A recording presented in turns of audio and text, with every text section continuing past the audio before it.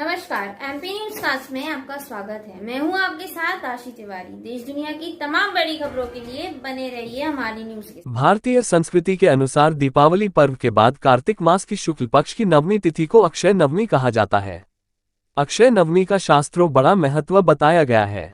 इस दिन शुभ कार्य जैसे दान, पूजा, भक्ति, सेवा किया जाता है तो कई जन्मों तक पुण्य समाप्त नहीं होता, और इसी प्रकार इस दिन शास्त्र के विरुद्ध किया जाए तो कई जन्मों तक दंड भोगना पड़ता है।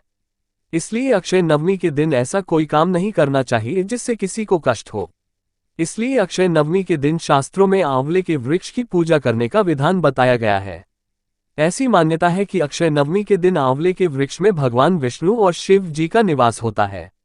इसलिए अक्षय नवमी के दिन प्रातः उठकर आंवले के वृक्ष के नीचे साफ सफाई करनी चाहिए और आंवले के वृक्ष की पूजा दूध, फूल एवं धूप से करनी चाहिए। और आप लोगों को बता दें कि इस दिन आंवले के वृक्ष के नीचे भोजन बनाकर खाना खिलाना चाहिए। आंवले के वृक्ष को विष्णु और शिव का प्रतीक चिन्ह मानकर मां लक्ष्मी ने आंवले के वृक्ष की पूजा की। पूजा से प्रसन्न होकर विष्णु और शिव प्रकट हुए और लक्ष्मी माता ने आंवले के वृक्ष के नीचे भोजन बनाकर विष्णु और भगवान शिव को भोजन कराया और इसके बाद स्वयं भोजन ग्रहण किया। जिस दिन ये घटना हुई थी उस दिन कार्तिक शुक्ल नवमी थी। उसी समय से यह परंपरा चली आ रही है। आइए सुने क्या कहा महिलाओं ने। आप देख रहे हैं MP news cast. Uttar Pradesh प्रभारी संजय पटेल की कवरेज फतेहपुर से। जो आंवला के वृक्ष के नीचे जो पूजा हो रही है, भोजन करने की प्रथा है, ये कब होती है और इसका क्या विधि विधान है? ये कार्तिक माह के में इच्छा नवमी वाले दिन होती है जी। इसका बहुत बड़ा महत्व है। इसमें अमृत, आंवला के पेड़ के नीचे अमृत खाने से अमृत होता है इसमें। जी। इसलिए इसका खाना खाया जाता, पूजा किया जाता है और इसमें विष्णु भगवान का वास रहता है। जी। इसलिए इसमें चना की दाल का पूजा होता है और पिन्नी बनती है, नए चावल का पिन्नी बनता है, खीर बनती है, नेवज बनता है, जी। सब चढ़ता है, फेरी लगाया जाता है। इससे बहुत अच्छा रहता है, घर परिवार में सुख समृद्धि आती है। इसलिए आदमी खाने आता है परिवार के लेके अपने साथ जी। में। इसके पीछे कुछ कहानी भी है? इसके पीछे कहानी है। इसके नीचे बहुत पहले एक बुढ़िया रहती थी। जी। बहुत दान दिया करती थी आंवले का। जी। और उनकी बहू लोग उनको घर से निकाल दी हैं। जी। फिर वो आंवला के पेड़ के नीचे सुला के चले गए थे, तो फिर वो आंवला का पेड़ का आंवला का दान देने लगी थी। जी। फिर वही लीची खा के वही के रखे रहती थी, वह सोना हो गया। जी। उनके बहुओं के बहुत बड़ा महल वहल बन गया। यही इसकी कहानी है। अच्छा होता है, इसलिए कार्तिक मास में आदमी खाता है, इसमें के नीचे खाना खाता है। आप लोगों को कैसा महसूस हो रहा है? बहुत अच्छा महसूस होता है, इसलिए आदमी आता है साल भर। अच्छा हो। आंवले के वृक्ष के नीचे भोजन कर रहे हैं जी। तो ये कब होता है और इसकी पूजा करने की विधान क्या है?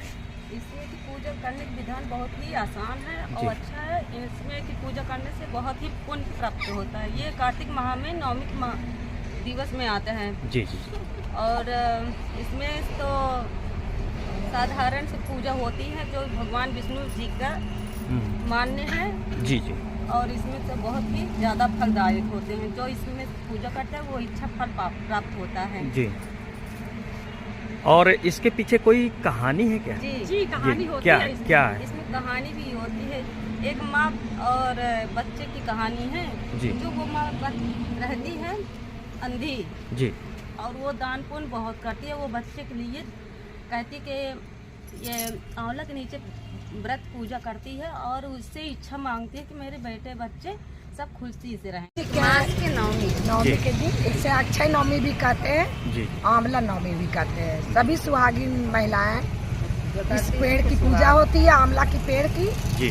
और अपने अखंड सौभाग्य और स्वास्थ्य लाभ के लिए, सभी परिवार के कल्याण के लिए इसकी पूजा करती है। जी। और इसके नीचे खाना बनाती भी है और खाती भी। देख रहे हैं कि यहाँ आंवला के वृक्ष के नीचे जो है पूजा पाठ करके भोजन कर रहे हैं लोग। इसके पीछे का क्या इतिहास है?